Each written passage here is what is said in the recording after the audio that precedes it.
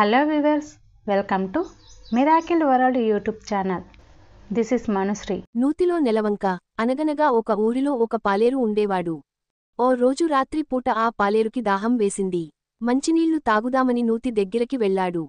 నూతిలోంచి నీళ్లు తోడుదామని తాడుకి బిందె కట్టి నీళ్లల్లోకి దింపుతుంటే నీళ్లల్లో చంద్రుడి ప్రతిబింబం కనిపించింది. అయ్యో, నూతిలో చంద్రుడు పడిపోయాడు అని పాలేరు అనుకున్నాడు. ఎలాగైనా చంద్రుడిని నీళ్లల్లోంచి తీసి మళ్లీ ఆకాశంలోకి పంపించాలి అనుకున్నాడు. బిందె మళ్లీ నూతిలోకి దింపి నీళ్లు తీస్తూనే ఉన్నాడు. కాని చంద్రుడి ప్రతిబింబం నూతిలోనే ఉంది, బయటికి రావటం లేదు. చివరికి ఇన్నిసార్లు తాడుని కిందకి పైకి లాగడంతో తాడు టప్పుమని తెగి బిందె నీళ్లల్లో పడిపోయింది. ఒకటేసారి తాడు తెగడంతో పాలేరు కూడా వెనక్కి పడ్డాడు. వెన్నుమీద పడ్డ పాలేరు దృష్టి ఆకాశం వైపుకి వెళ్ళింది. పైన చూస్తే నెలవంక ఉండవలసిన చోటులో ఉంది.